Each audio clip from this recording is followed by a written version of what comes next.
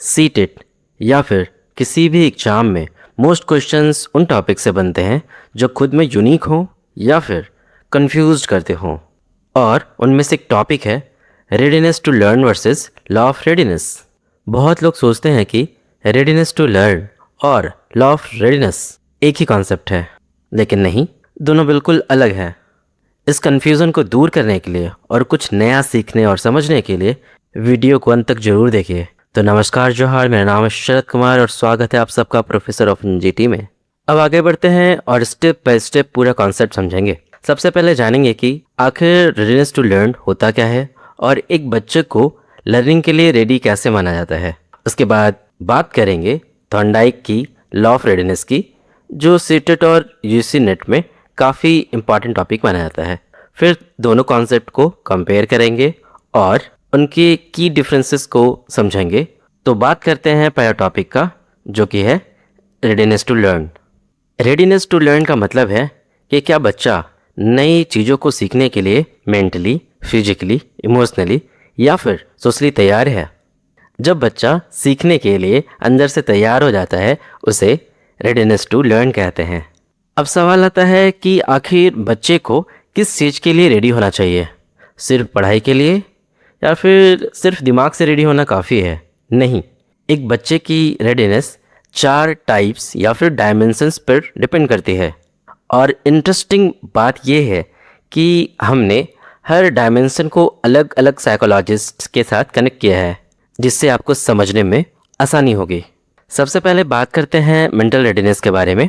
क्या बच्चा कॉन्सेप्ट समझने के लिए इंटेलेक्चुअली या फिर दिमागी रूप से रेडी है? और यहाँ पे सबसे इम्पॉर्टेंट नाम आता है जीन प्याजे का। जीन प्याजे बात करते हैं कॉग्निटिव रेडीनेस के बारे में।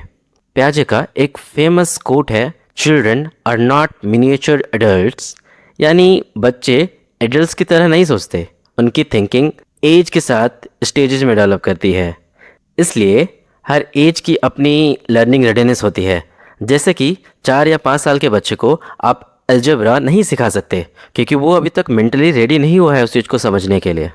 इसका ये मतलब नहीं कि बच्चा इंटेलिजेंट नहीं है, बस उसका जो ब्रेन है या फिर उसका जो माइंड है उस कॉन्सेप्ट को समझने के लिए अभी रेडी नहीं है।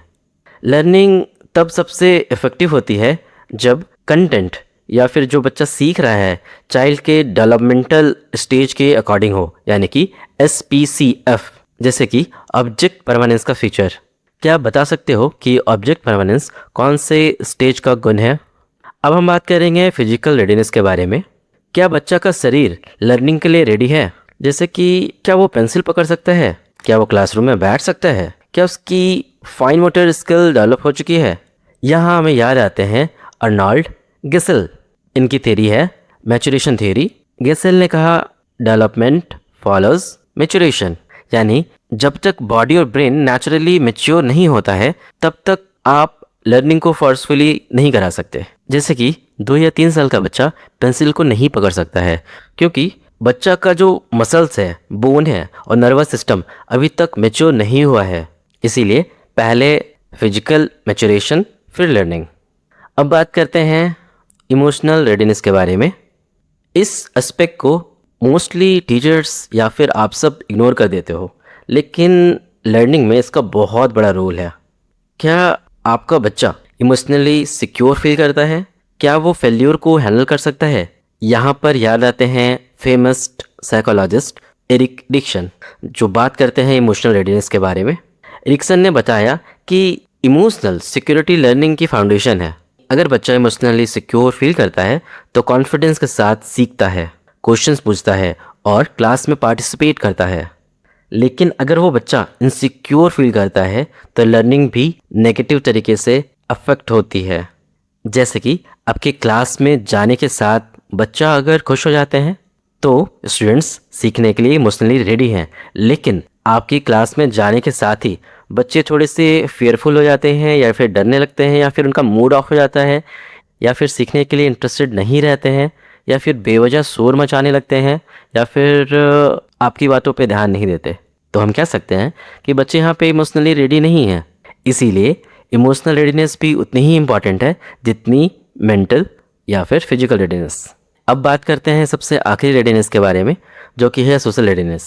यानी समझो कि क्या बच्चा दूसरे के साथ इंटरेक्ट कर रहा है, क्या वो शेयरिंग और कोऑपरेशन की भावना को समझता है, क्या वो अपना खिलौना या फिर फूड दूसरों के साथ शेयर कर रहा है। यहाँ हमें याद आते हैं लेव वाइगॉट्स्की, जिन्होंने बहुत ही बेहतरीन कॉन्सेप्ट दिया था सोशल लर्निंग, जेडपीडी और स्कैफोल्डिंग का। वाइगॉट्स्की मानते हैं बच्चा अकेले सब कुछ नहीं सीखता, वो सोशल इंटरेक्शन के माध्यम से होती है। उन्होंने एक बेहतरीन कॉन्सेप्ट दिया जिसको बोलते हैं ZPD, zone of proximal development.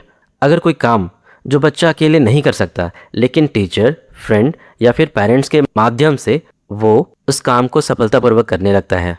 जैसे अगर बच्चा पजल खुद से कंप्लीट नहीं कर पा रहा है, लेकिन टीचर की थोड़ी सी गाइडेंस से वो पजल को सॉल्व कर लेता है, तो यही उसका जेडपीडी है। और स्कैफोल्डिंग का मतलब होता है टेम्परेरी हेल्प। अब आते हैं दूसरे कॉन्सेप्ट पे, जो कि है law of readiness. Law of readiness को दिया था E.L. थॉर्नडाइक ने, और E.L. थॉर्नडाइक को, एडवर्ड ली थॉर्नडाइक को फादर ऑफ एजुकेशनल साइकोलॉजी भी कहा जाता है।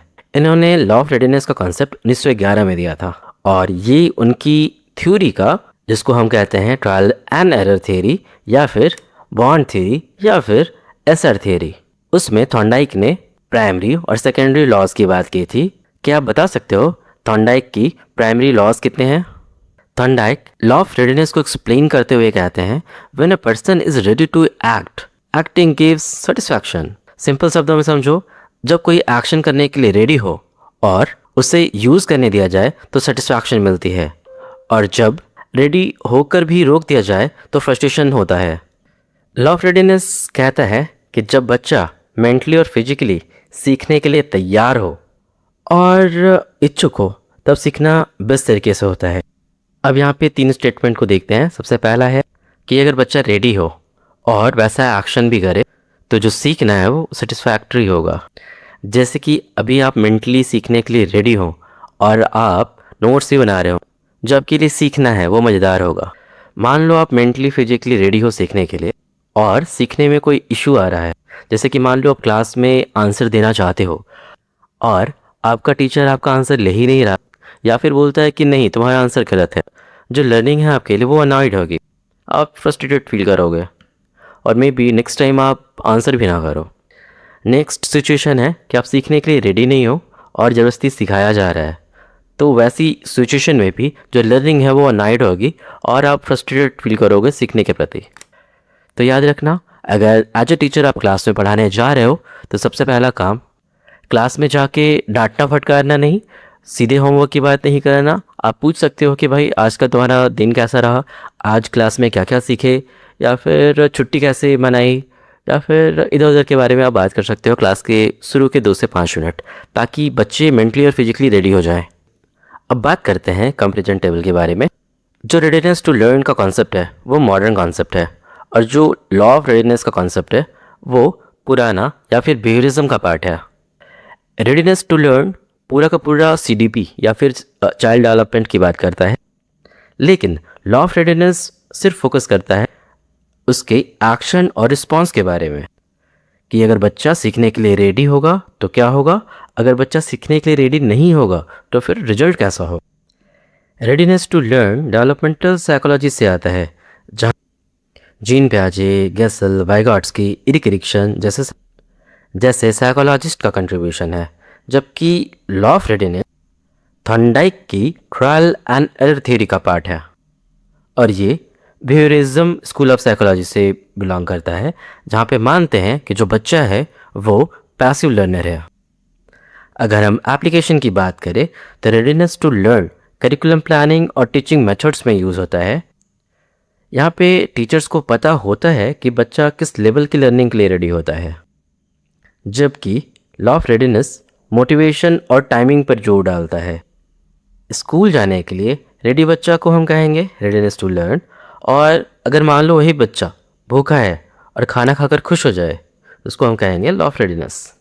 मुझे उम्मीद है इस वीडियो से आपको लॉ ऑफ रेडीनेस और रेडीनेस टू लर्न की कॉन्सेप्ट को और बेहतर समझने में मदद मिला होगा। अगर कोई सवाल है, या फिर मुझसे कोई डिटेल्स मिस हो गया है, या फिर आपके पास कोई नई जानकारी है इस टॉपिक से रिलेटेड, तो कमेंट बॉक्स में ज़रूर बताएं। मिलते हैं नेक्स्ट वीडियो में, तब तक सीखते रहिए, पढ़ते रहिए। पीस।